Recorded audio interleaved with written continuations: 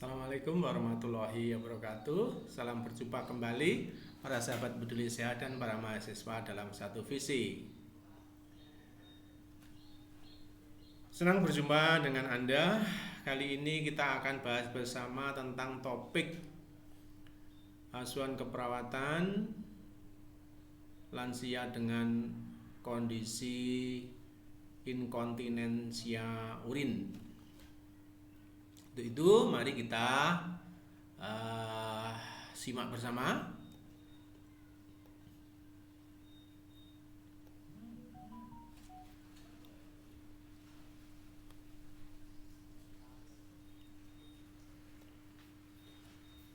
Apa yang menjadi pengertian daripada inkontinensia urin, yaitu berkemih di luar kesadaran pada waktu dan tempat yang tidak tepat dan menyebabkan masalah kebersihan atau masalah-masalah sosial. Aspek sosial yang akan dialami oleh lansia antara lain kehilangan harga diri dan juga merasa terisolasi serta depresi.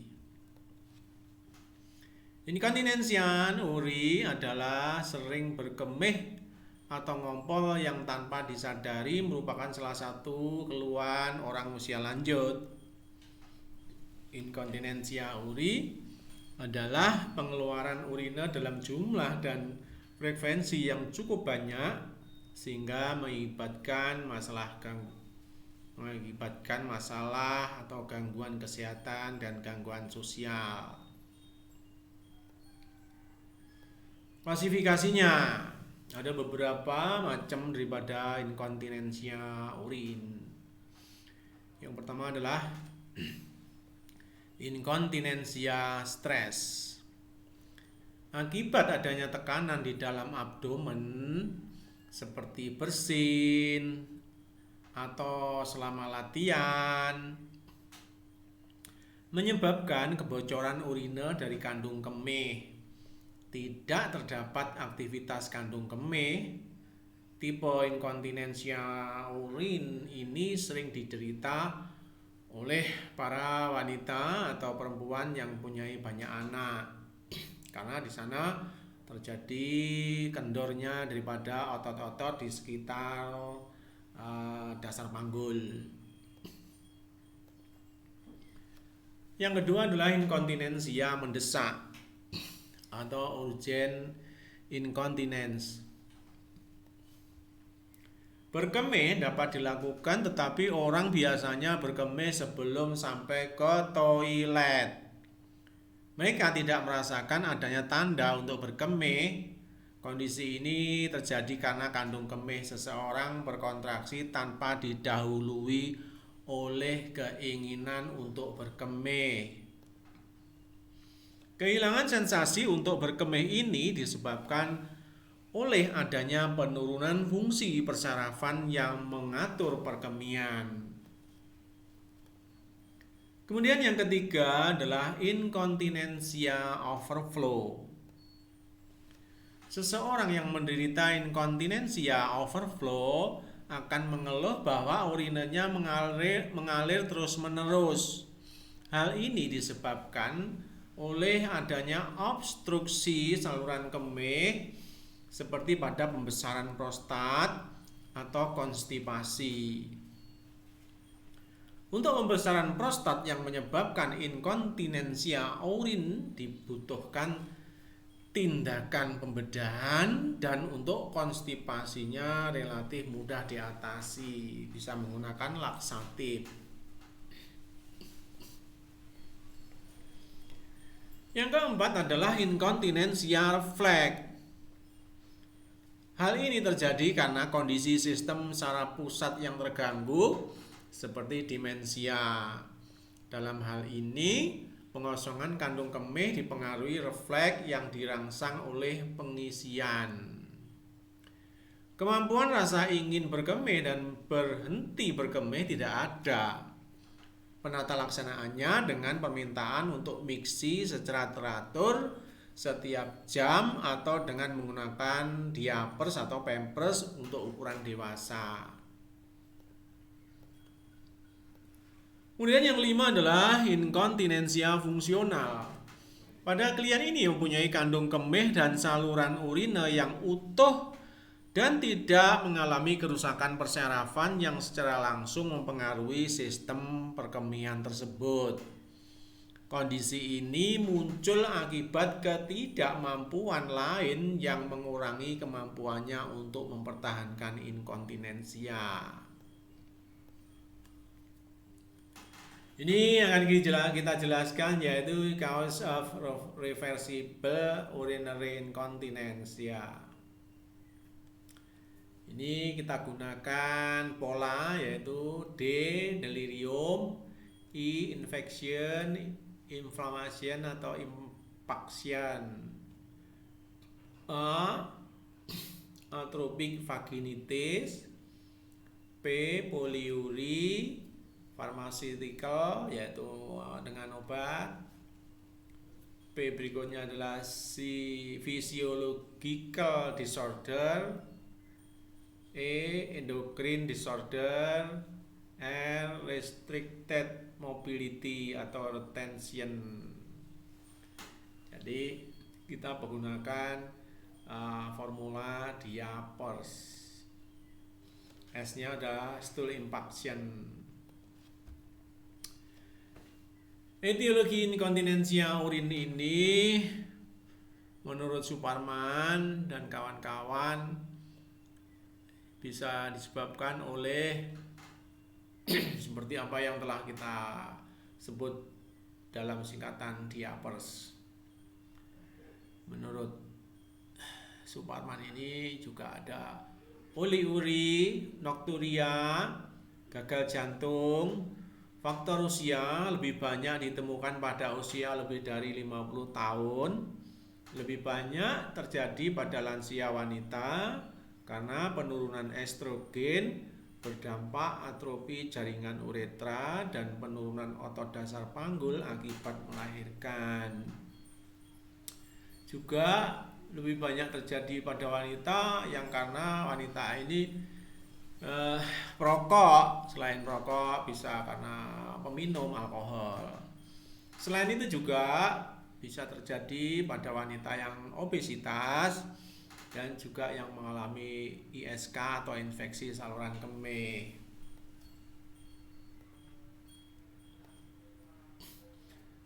Seperti inilah penampilan daripada anatomi fisiologi saluran kemih. Bahwa di dalam anatomi saluran kemih, pertama kita akan tahu adalah ureter, baik laki maupun perempuan. Ini ada ureter yang berpangkal pada ginjal. Ini ureter, laki dan perempuan punya. Terdiri dari dua saluran pipa untuk mengalirkan urine dari ginjal ke vesika urinare. Panjangnya kurang lebih 25 cm dengan penampang setengah cm. Ureter sebagian terletak dalam rongga abdomen dan sebagian terletak dalam rongga pelvis. Dinding ureter terdiri dari 3 lapisan, yaitu lapisan luar jaringan ikat, lapisan tengah yaitu otot polos, lapisan dalam yaitu lapisan mukosa. Jadi ada 3 lapisan. Yang paling dalam ini adalah mukosa. Yang paling dalam ini tidak bisa kita tunjukkan di sini ya. Lapisan mukosa, kemudian tengah adalah otot polos, yang paling luar adalah jaringan fibrosa.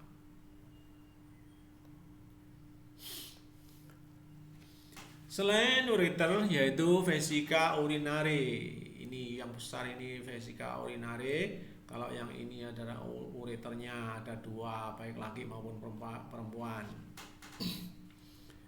Vesika urinare atau kandung kemih dapat mengembang dan mengempis seperti balon karet. Terletak di belakang simfisis pubis di dalam rongga panggul. Bentuk kandung kemih seperti kerucut yang dikelilingi oleh otot yang kuat dan berhubungan dengan ligamentum vesica umbilicalis medius. Jadi dalam penampang ini tidak ditampakkan. Kemudian yang ketiga adalah uretra. Ini uretra. Uretra, ini uretra. Kalau laki ada di sini, ini uretra. Nah, kalau perempuan hanya ada di sini, ini uretra. Uretra. Uretra merupakan saluran sempit yang berpangkal pada kandung kemih yang berfungsi menyalurkan air kemih keluar dari tubuh. Pada laki-laki, uretra berjalan berkelok-kelok melalui tengah prostat, melalui jalan kelok-kelok melalui tengah prostat, kemudian menembus lapisan fibrosa ke bagian penis. Uretra pada wanita terletak di belakang simfisis, jadi di sini ini simfisisnya, maka ini uretranya di belakang simfisis pubis, berjalan miring sedikit ke arah atas, panjangnya sekitar 3-4 cm.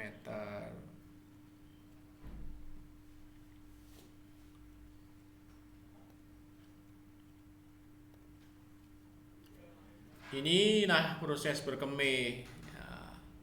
Pada saat kita berkemih, sebetulnya ada proses yang begitu rumit antara simpatik hipogastric nervous dan parasimpatik pelvic nervous. Ini ketemunya ada di daerah kandung kemih. Jadi simpatik dan parasimpatik. Yang simpatik itu bersumber dari torakal 10 sampai lumbal 2. Yang parasimpatik nervous ini bersumber dari sakral 2 sampai sakral 4. Ini yang banyak mempunyai peran di dalam bagaimana seseorang itu berkemih. Begitu situasi dingin, maka ada kontraksi untuk mengurangi keringat dan akhirnya terjadi proses kepingin kencing. Ini yang normal. Suatu saat kondisi panas, berkemih dikurangi, keluarlah keringat. Ini saat yang normal. Ini persarapan saluran kemih bagian bawah. Seperti tadi itu diperjelas di sini bahwa ini ada batang otak. Batang otak tepatnya ada di torakal 10 sampai dengan lumbal 2. Ini mensyarapi simpatik hipogastrik, yang mana juga akan mempersarapi di daerah kandung kemih.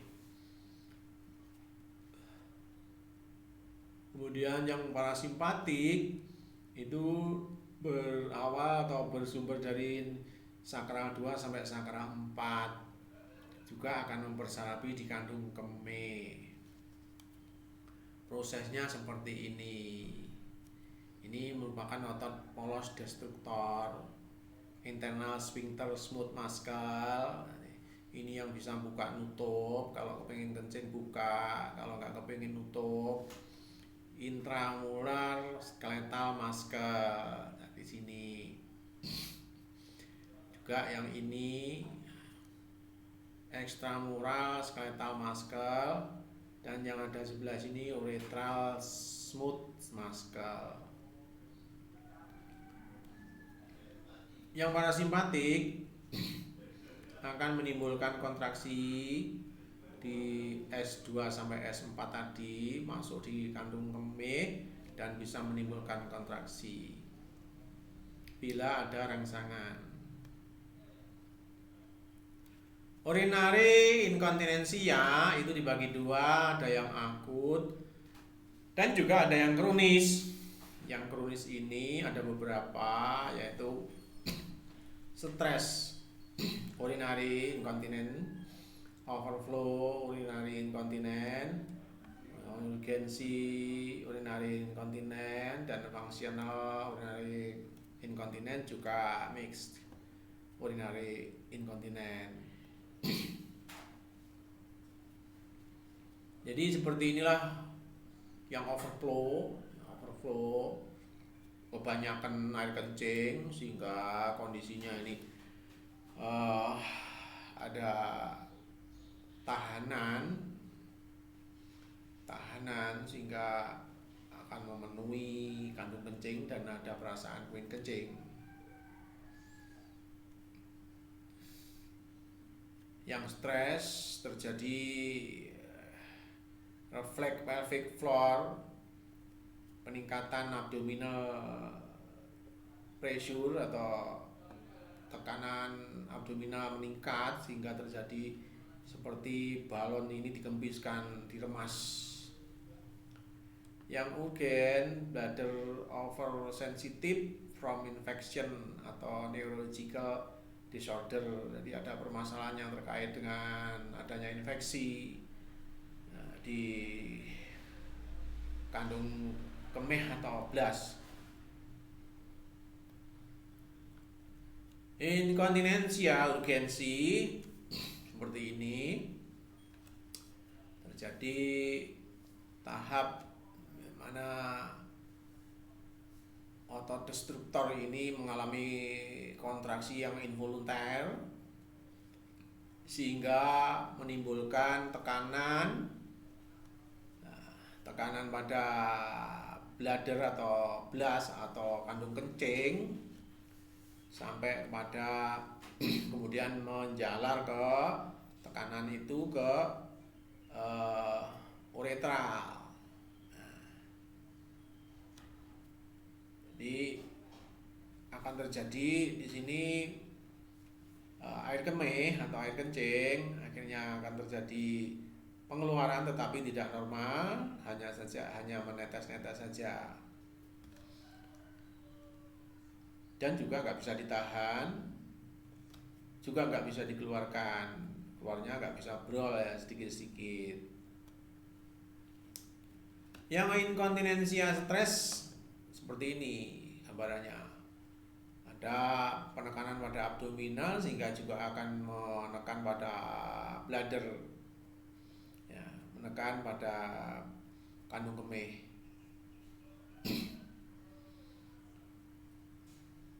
Kemudian inkontinensia stres kalau normal itu seperti ini, kemudian bladder prolaps. Jadi kondisi kandung kencingnya mengalami prolaps di daerah lehernya ini terjadi prolap, terjadi hypermobility with gouging. Jadi kalau bersin, begitu bersin maka dia akan terkencing-kencing. Terkencing-kencing pada saat bersin biasanya terjadi pada perempuan. Overactive bladder adalah gejala atau sindroma urgensi dengan atau tanpa urgen inkontinensia urinal, biasanya dengan frekuensi dan nokturia. Gejala ini merupakan akibat dari otot destruktor yang overactive. Secara urodinamik terdapat kontraksi yang tidak terkendali dari otot destruktor.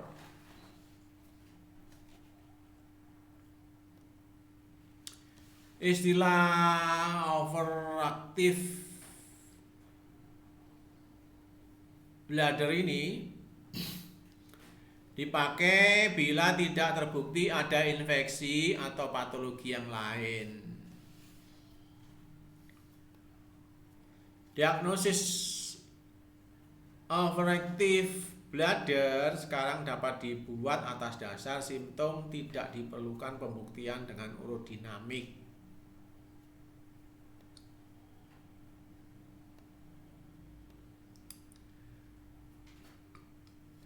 Urgensi adalah keluhan keinginan berkemih yang kuat, yang datang secara mendadak dan sulit ditahan. Dengan frekuensi berkemih meningkat yang dikeluhkan oleh klien pada siang hari setara dengan poliuria. Kalau nocturia adalah keluhan di mana terbangun dari tidur malam untuk berkemih lebih dari satu kali.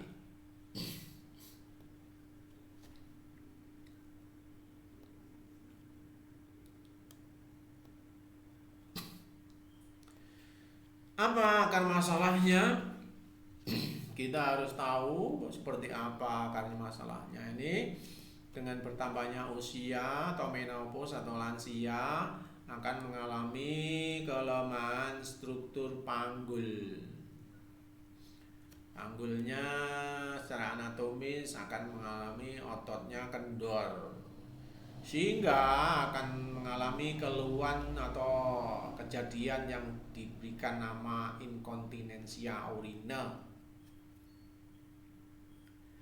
Dengan kendornya otot panggul bisa menimbulkan inkontinensia urina karena tidak dapat mengontrol keluarnya urin, sehingga diagnosa atau problem daripada keperawatan bisa ditarik. Satu contoh yaitu gangguan eliminasi urin.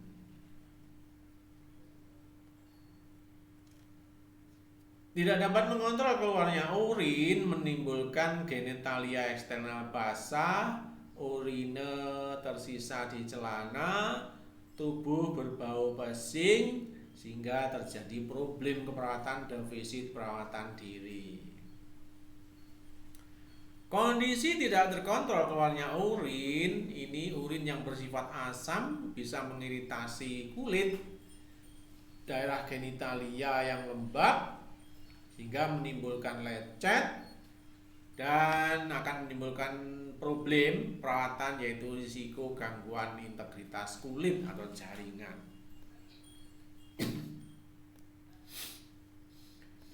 Manifestasi klinis daripada inkontinensia urin ini adalah beberapa klien melaporkan merasa ada desakan berkemih disertai ketidakmampuan mencapai kamar mandi karena telah mulai berkemih alias beser kencing. Kemudian juga terjadi desakan frekuensi maupun terjadi nocturia di malam hari. Klinis yang lain juga terjadi inkontinensia stres yang cirinya dengan keluarnya sejumlah kecil urine ketika tertawa, bersin, melompat, batuk, atau membungkuk.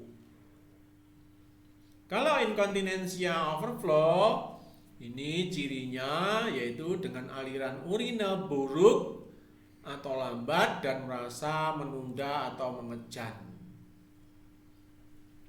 Untuk inkontinensia fungsional, cirinya adalah yaitu dengan volume dan aliran urine yang adekuat. Higien atau tanda-tanda infeksi biasanya nampak karena kondisinya basah yang sifatnya adalah air seni adalah asam. Kandung kemih terletak di atas simfisis pubis.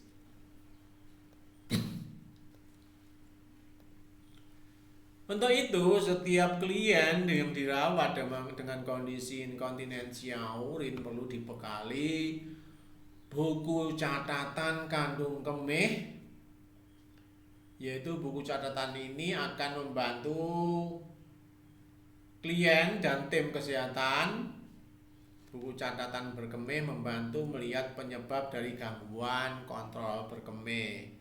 Dengan seperti ini tampilannya. Ada indikator waktu, misalnya jam 6 sampai jam 7, 7, 8, 8, 9 dan seterusnya.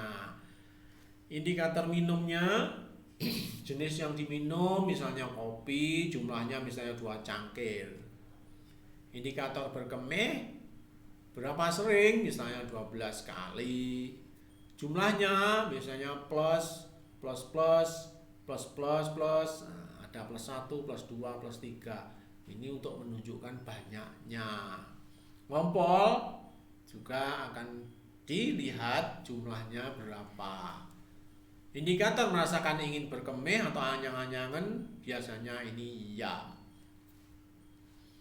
Apa yang sedang dikerjakan? Olahraga, tertawa, bersin. Nah, ternyata ini misalnya tertawa. Ini untuk memonitor sebetulnya apa yang mengganggu pada kondisi kandung kemih sehingga terjadi inkontinensia urine. Kemudian rencana keperawatan klien lansia dengan inkontinensia urine yang perlu dikaji adalah meliputi data yang akan dikumpulkan ini.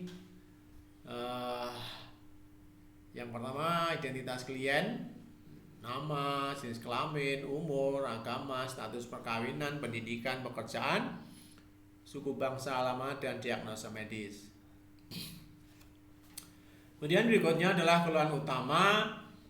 Bisa saja mengalami nokturia di malam hari atau urgens di siang hari, dysuria atau anyang-anyangan, atau poliuri, banyak kencing, oliguri, kencing sedikit. Dan juga strategi.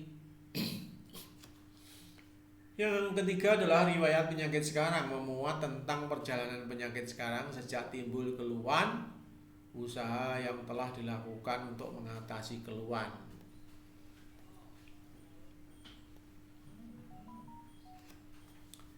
Riwayat penyakit dahulu, adanya penyakit yang berhubungan dengan inkontinensia urine yang berulang dan penyakit kronis yang pernah diderita. Kemudian riwayat penyakit keluarga, apakah ada penyakit keturunan atau genetik dari salah satu anggota keluarga yang menderita penyakit inkontinensia urine? Adakah anggota keluarga yang menderita diabetes mellitus atau hipertensi? Kemudian yang perlu dikaji berikutnya adalah pemeriksaan fisik. Di dalam pemeriksaan fisik kita gunakan pendekatan B1 sampai dengan B6. B1 yaitu breathing, kaji adanya pernafasan, adanya gangguan pada pola nafas, cyanosis karena suplai oksigen turun, kaji ekspansi dada, adakah kelainan pada perkusi. B2 blood, terjadi peningkatan tekanan darah, biasanya pasien bingung dan gelisah. B3 kita akan kaji kesadaran, biasanya sadar penuh pada pasien ini. Pemeriksaan pada B4 atau bladder yaitu meliputi inspeksi, periksa warna, bau, banyaknya urine, biasanya bau menyengat karena adanya aktivitas mikroorganisme dalam kandung kemih serta disertai keluarnya darah apabila ada lesi pada bladder.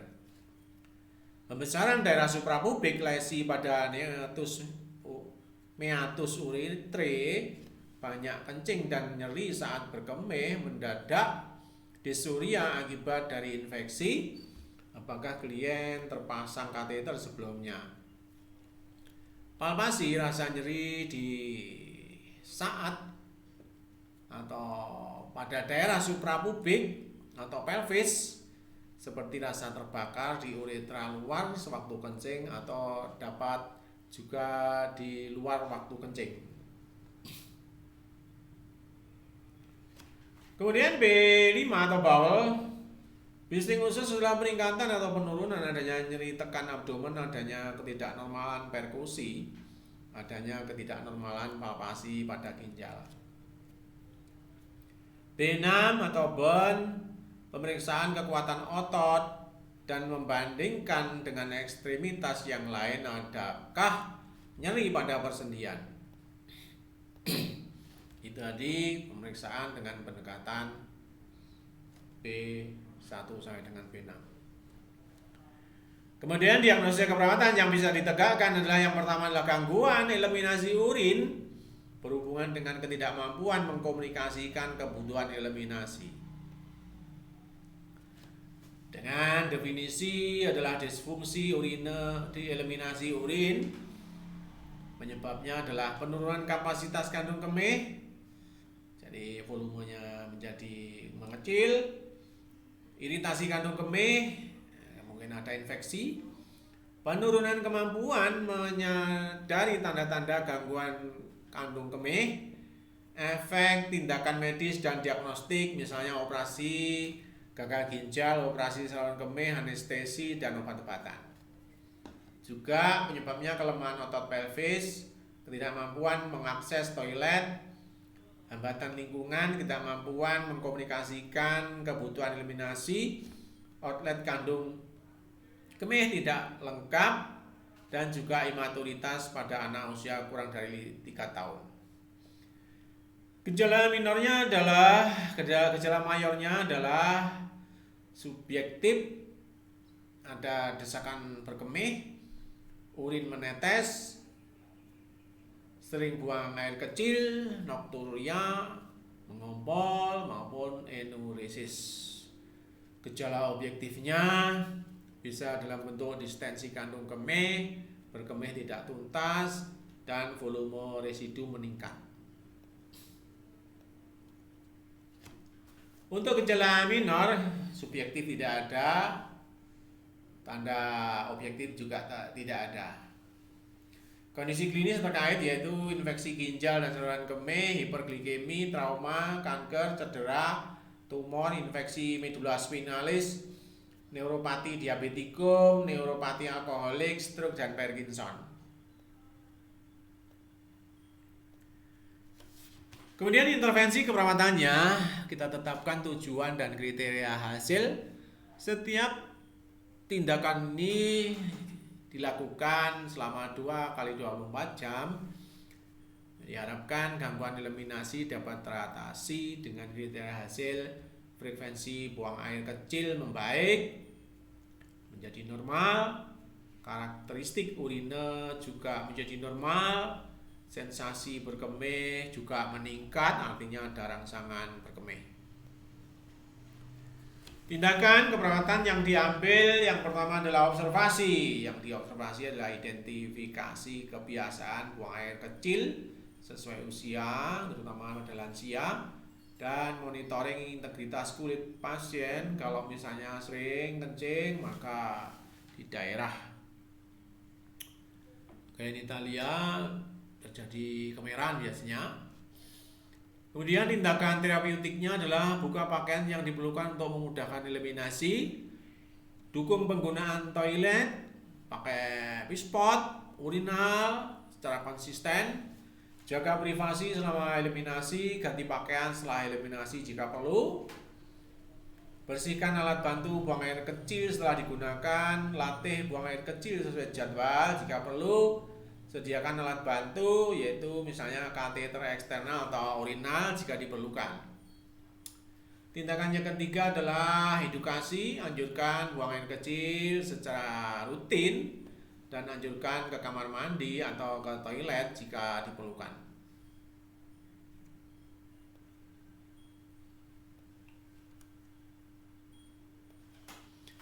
Demikianlah para sahabat peduli sehat dan para mahasiswa dalam satu visi.